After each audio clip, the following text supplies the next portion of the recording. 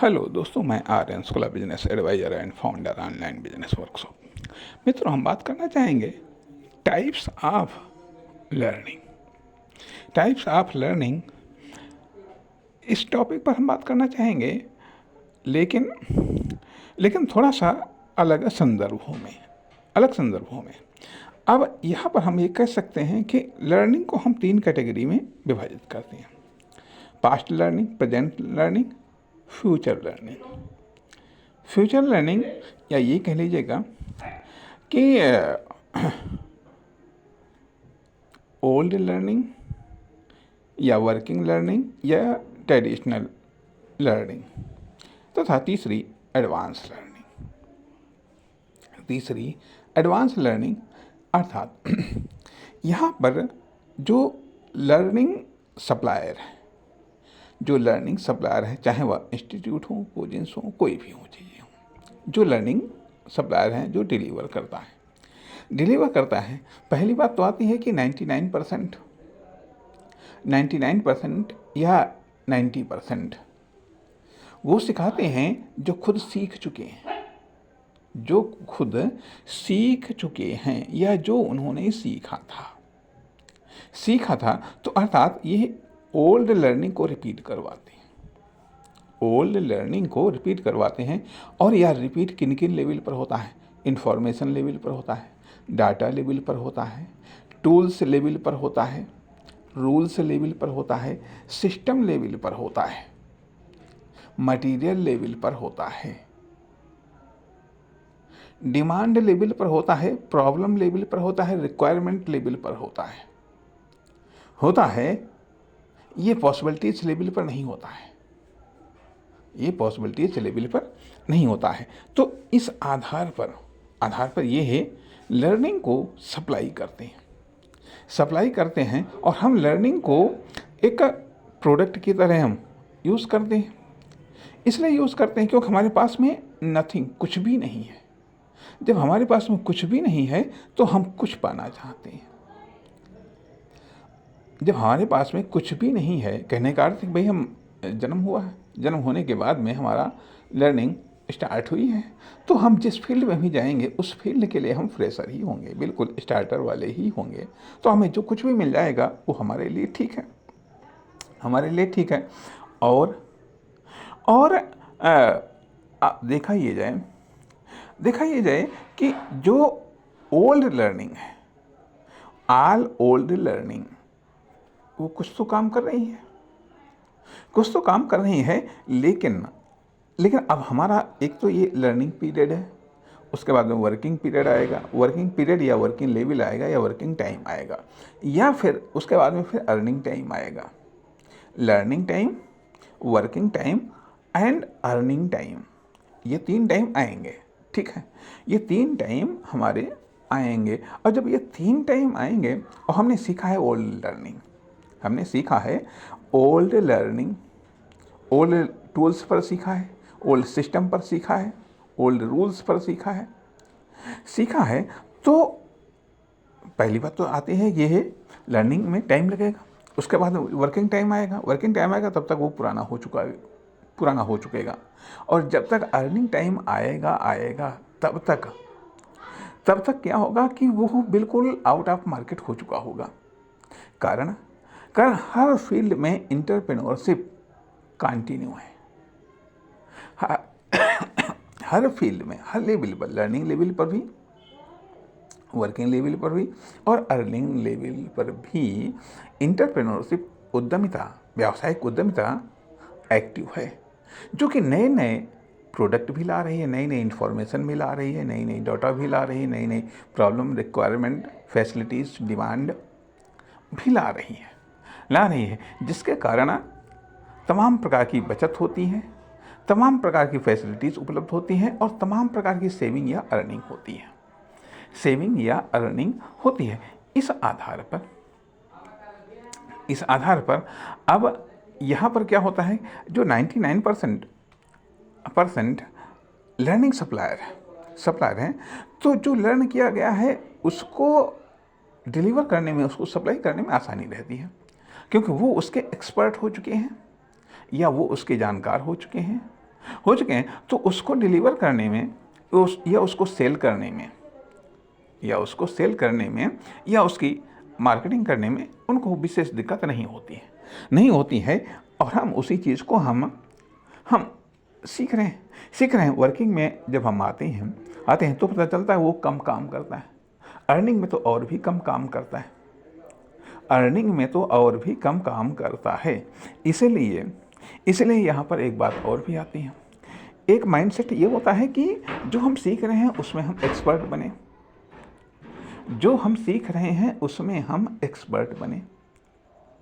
दूसरी चीज़ होती है कि जो हम सीखने के द्वारा एक्सपर्ट बने, जो हम सीख रहे हैं उसमें एक्सपर्ट बने।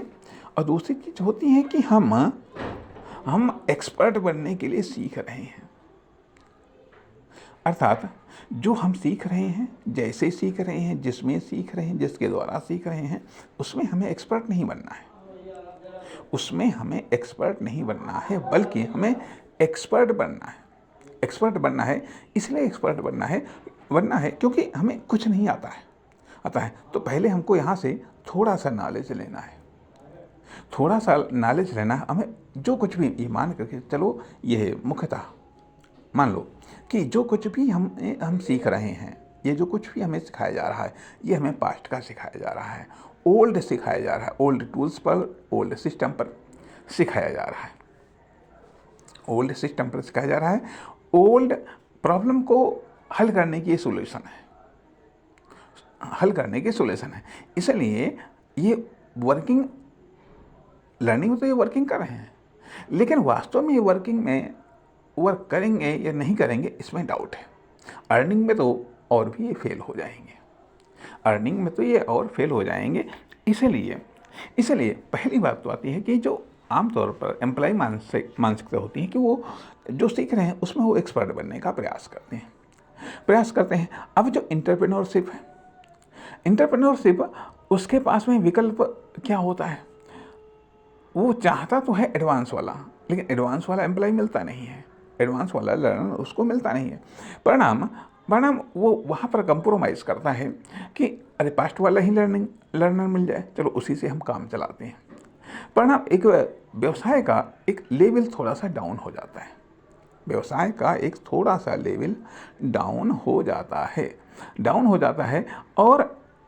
और भी एक बात आती है, कभी कभी ऐसा भी होता है जैसे कि मान लिया जब हम टीचिंग प्रोफेशन में थे तो ये चीज़ बच्चों को डरा धमका करके जो ओल्ड नॉलेज है उसको याद करवाया जाता था, उसी में उसको ढाला जाता था। अर्थात स्वतंत्र मानसिकता को डेवलप करने के चांसेस नहीं थे। लेकिन जैसे जैसे आगे चल गया कि ये प्रेशर थोड़ा सा कम हुआ और पता चलता था कि टारगेट यही था कि हाँ उसको पढ़ो, उसको याद करो और उसमें बढ़िया नंबर लाओ। लेकिन आगे चल कर जब पता चला कि हाँ ये है इम्पोर्टेंट है, जिससे कहा जाता है, किसी ने कहा कि कामयाब लोग में और बहुत कामयाब लोग में क्या डिफरेंस है? यही डिफरेंस होता है कि जो कामयाब लोग हैं, जो सीख रहे हैं या जो उनको सिखाया जा रहा है, उसमें वो एक्सपर्ट बनने का प्रयास करते हैं, उसमें वो जानकार बनने का प्रयास करते हैं। लेकिन जो बहुत कामयाब लोग हैं उनकी मानसिकता कहती है कि जो सीख रहे हैं, जो कुछ सिखाया जा रहा है, उसमें वो एक्सपर्ट बनने का प्रयास नहीं करते हैं, उसके द्वारा वो एक्सपर्ट बनने का प्रयास करते हैं। कुछ अन्य चीज़ों में एक्सपर्ट बनने का प्रयास करते हैं, उसके द्वारा जो अनविजिबल हैं, जिनको सिर्फ वही देख सकते हैं, वही महसूस कर सकते हैं, वही फील कर सकते हैं, लेकिन अदर्स नहीं फील कर सकते हैं। तो ये चीज़ें आती हैं कि जब हम लर्निंग के संदर्भ में हमारा नज़रिया क्या है। पहली बात तो यही आती है कि मैं फिर वही बात कहता हूँ कि जब हमारे पास में कुछ नहीं है तो कुछ मिल जाए, लर्न करके कुछ मिल जाए वही बेहतर है। अब लर्न करके अर्थात रीडिंग के रूप में कुछ मिल जाए, स्किल के रूप में कुछ करने को मिल जाए और कुछ एक्सपीरियंस मिल जाए, इतना ही पर्याप्त है। जब हमारे पास में कुछ भी नहीं है, हमारे पास में कुछ भी नहीं है, लेकिन लेकिन इससे कुछ ही काम चलेगा। अर्थात ये मान करके चलिएगा कि ओल्ड लर्निंग वर्किंग में काफ़ी हद तक फेल हो जाएगा और अर्निंग में भी काफ़ी हद तक फेल हो जाएगा। तो ऐसे लोग लर्निंग में भी थोड़ा फेल होंगे, वर्किंग में भी फेल होंगे और अर्निंग में भी और फेल हो जाएंगे। इसलिए मैं ये यहाँ पर एक तथ्य ये भी आता है कि फिर क्या ये लर्निंग बेकार है? नहीं, ये लर्निंग बेकार नहीं है, ये वो सीढ़ी है। अर्थात अब सवाल ये उठता है कि इसके द्वारा हम ये जानना चाहते हैं या हम जानने का प्रयास करते हैं कि क्या लोग जानते हैं। मैक्सिमम लर्निंग के द्वारा हम ये जान जाते हैं कि लोग क्या जानते हैं। मैक्सिमम लर्निंग के द्वारा हम ये जान जाते हैं कि लोग क्या कर सकते हैं, लोग क्या करते हैं, लोग क्या कर सकते हैं। लेकिन हमें जानना है कि लोग क्या कर सकते हैं, लोगों से क्या करवाया जा सकता है, या हम क्या कर सकते हैं, या हमारे द्वारा क्या हो सकता है। पॉसिबिलिटीज़ को क्रैक करना, पॉसिबिलिटीज़ को निर्माण करना, फिर उन्हें प्राप्त करना यह एक अलग प्रकार की लर्निंग है। यह एक प्रकार की लर्निंग है। कहने का अर्थ यह बनता है कि जो लर्निंग है उसकी सीमाएं क्या हैं, उसकी प्रॉब्लम क्या है, उसकी कैपेसिटी क्या है, उसकी वैल्यू क्या है, उसकी मार्केट वैल्यू क्या है, उसकी वर्किंग वैल्यू क्या है, उसकी अर्निंग वैल्यू क्या है, उसकी सेल्स वैल्यू क्या है। इसको डिफाइंड करके फिर इसको कैसे बढ़ाया जाए, वो चीज़ें हम सीखते हैं। अर्थात फॉर्मल लर्निंग, इनफॉर्मल लर्निंग अर्थात अनौपचारिक सीखना औपचारिक सीखने की गैप को भरता है। अब एक छोटा सा मैं उदाहरण देना चाहूँगा। आखिरकार फेल क्यों हुआ? अब हम कंप्यूटर क्लास ज्वाइन करते हैं, जो चीज़ नहीं आती है उसको सीखने में कोई बुराई नहीं। हमें कंप्यूटर नहीं आता, ठीक है, हम सीखने के लिए गए। वहाँ पर एक चीज़ फील हुई हमको कि अब टाइपिंग के मामले में चाहे हिंदी हो या इंग्लिश हो, इसके पहले मोबाइल में हम सीख चुके हैं मैसेज को टाइप करना। तो मोबाइल में जब हम टाइप करते हैं तो टाइप करना शुरू करो कि वो 2-3 शब्दों के ऑप्शन आ जाते हैं। जैसे आप एक अक्षर आप टाइप करेंगे, उससे रिलेटेड 2-3 शब्दों के ऑप्शन आ जाते हैं, और उन 2-3 में ज़्यादातर 1-2 अक्षर टाइप करके ही आपका अपना मनपसंद अक्षर मिल जाता है, चाहे वह हिंदी की टाइपिंग का हो, चाहे वह इंग्लिश की टाइपिंग का हो। लेकिन जब हम गए वहाँ पर कंप्यूटर क्लास में, अब हो सकता है मैं गलत हूँ, मैं ये नहीं कहता मैं सही हूँ, लेकिन हो सकता है मैं गलत हूँ, लेकिन जो हमको फील हुआ है उस फीलिंग को हम आपके साथ में शेयर कर रहे हैं। ये भी संभव है कि अभी तो मैं कंप्यूटर का ABCD ही सीख रहा हूँ, ये भी बहुत बड़ा स्कोप है, ठीक, खैर। लेकिन जो हमें फील हुआ स्टार्टिंग में, जो हमें फील हुआ वहाँ पर जो सिखाया गया, भाई विंडो 2003 सिखाया गया, विंडो 2007 सिखाया गया, इसमें पहले इंग्लिश टाइपिंग सिखाई गई। इसमें वो ऑप्शन नहीं आते थे, वो शब्द नहीं आते थे। एक शब्द, एक अक्षर आपको टाइप करना होता था। अब उसके बाद में जब हिंदी टाइपिंग की बारी आई, अब उसमें तो और भी ज़्यादा प्रॉब्लम आने लगी, क्योंकि इंग्लिश के तो अक्षर लिखे थे। अब इंग्लिश के किस अक्षर के बटन से कौन सा हिंदी का अक्षर बनेगा, तो वहाँ अपने आप में एक अटपट चीज़ें। पहले तो उसको सीखो। पहली बात तो हिंदी की ही, भाई जो कंप्यूटर का कीबोर्ड है या मोबाइल का कीबोर्ड है, वो ABCD वाले क्रम से नहीं है, दूसरे क्रम से, कोई अक्षर कहीं, जो भी इसका टेक्निकल पैटर्न रहा हो, हम नहीं कह सकते। वही चीज़ हिंदी में भी आती है। तो अगर मान लिया मोबाइल वाला ऑप्शन कंप्यूटर में हो तो टाइपिंग करना आसान, और ख़ास करके तब जबकि ऐसी टेक्नोलॉजी आ गई है जिसमें आप मान लीजिए ये तो ऑप्शन सुझाता है और आप बोलते जाइएगा और वो टाइप होता चला जाएगा। हो सकता है आने वाले समय में ऐसी भी आप टेक्नोलॉजी आ जाए कि आप सिर्फ सोचते जाइए, कल्पना करते जाइएगा और वो आपका टाइप होता चला जाएगा। अब इससे कितना समय की बचत हो सकती है, कितनी टाइमिंग की बचत हो सकती है। तो अब ये चीज़ें क्यों नहीं सिखा रहे हैं या इस आधार पर क्यों नहीं सिखाया जा रहा है, मैं ये नहीं जानता, ना हमने ये पूछने का प्रयास किया है। लेकिन ये जरूर महसूस हुआ कि हाँ, ये पैटर्न तो हमको पुराना लगा जा करके। इसमें तो आखिरकार अगर इसको हम सीखेंगे, इसको मान सीख भी लेंगे तो स्पीड कितनी आएगी जा करके। ये कहीं पर काम करेंगे तो जब काम करेंगे तो निश्चित तौर पर और भी एडवांस होगा तो क्या वहाँ पर ये चीज़ काम आएगी? लेकिन नहीं, चलो ठीक है, कुछ तो सीखा जा रहा है। अर्थात जो कुछ भी हम सीख रहे हैं उससे सिर्फ केवल हम कुछ सीख रहे हैं, बहुत कुछ सीखना बाकी है। अर्थात कितना भी आप सीख लें, निश्चित तौर पर आप कुछ ही सीख पाएंगे। अर्थात औपचारिक रूप से कितना भी आप सीख लें, वो कुछ ही आप सीख पाएंगे, क्योंकि अतीत से लेकर के अब तक बहुत कुछ सीखने वाला चीज़ बन चुका है। और ये कहिएगा लर्निंग इंडस्ट्री बराबर डेवलप हो रही है, लर्निंग मटेरियल भी बराबर डेवलप हो रहा है।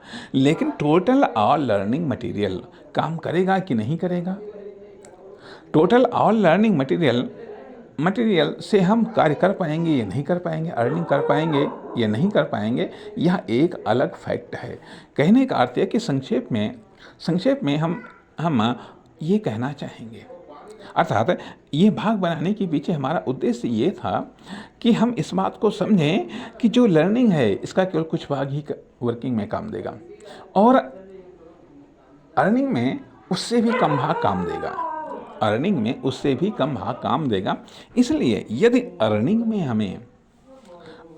हमें ज़्यादा भाग काम दे, इसलिए उसके बारे में हमें अलग से सोचना पड़ेगा, अलग से करना पड़ेगा, अलग से हमें सीखना पड़ेगा। अर्थात यहाँ पर पर्सनल इंटरप्रेन्योरशिप ऑफ लर्निंग के संबंध में हमारी व्यक्तिगत उद्यमिता क्या है, वह काम देगी क्योंकि इससे कुछ हम सीख सकते हैं। अब यही चीज़ कुछ टूल्स सीख सकते हैं, वर्किंग के समय में टूल्स बदले हुए मिलेंगे और अर्निंग के समय में टूल्स, प्रॉब्लम्स, रिक्वायरमेंट, डिमांड, ये सब चीज़ बदली हुई मिलेगी या ये सब चीज़ अपडेट हुई मिलेगी। अर्थात ये मान करके चलिएगा, लर्निंग में आज जो हम सीख रहे हैं वो अपडेट हो गया है, तो जब हम वर्किंग में आएंगे तब तक ये भी अपडेट हो चुका होगा, अर्निंग में आएंगे तब तक और भी ये अपडेट हो चुका होगा। तो जिन संभावित अवसरों या प्रॉब्लम को या रिक्वायरमेंट को डील करने के लिए हम लर्निंग कर रहे हैं, निश्चित तौर पर वो सब अपडेट हो चुका होगा। और अगर हम इसी में एक्सपर्ट बने रह गए, इसी में हम एक्सपर्ट बनने के बारे में सोचते रह गए या इसी के बारे में हम और अधिक जानकारी प्राप्त करने के चक्कर में रह गए, तो हम वो चीज़ लर्निंग नहीं कर पाएंगे जो वास्तव में समस्या का समाधान करेंगी। अर्थात हमें प्रेजेंट में बेहतर नहीं बनना है, हमें एक ऑप्शन के रूप में बेहतर बनना है। जब हम एक ऑप्शन के रूप में, एक वर्किंग ऑप्शन के रूप में बेहतर होंगे, जब हम एक प्रॉब्लम सॉल्यूशन के रूप में एक बेहतर ऑप्शन होंगे, तभी तो हम अर्निंग क्रिएट कर पाएंगे। अर्थात आज बेस्ट नहीं बनना है, हमें आने वाले समय में बेस्ट बनना है और आने वाले समय में ही बेस्ट बने रहना है। इस अंदाज को ध्यान में रखते हुए हमें सीखना होगा। अर्थात ये तो कुछ सिखा रहे हैं या इस माध्यम से हम कुछ सीख रहे हैं, हमें ज़्यादा तो अपने पर्सनल तौर पर पर्सनल रिसर्च के आधार पर सीखना है क्या हो सकता है, क्या होने की संभावनाएं हैं, वर्तमान में क्या बदलाव आ सकते हैं, क्या बदलाव हो सकते हैं, उनके कारण क्या बदलाव हो सकता है, आदि इत्यादि पहलुओं पर व्यापक रूप से हमें सोचते हुए अपनी लर्निंग की यात्रा को अपडेट करते रहना होगा। नमस्कार, अभी फ़िलहाल इस भाग में इतना ही।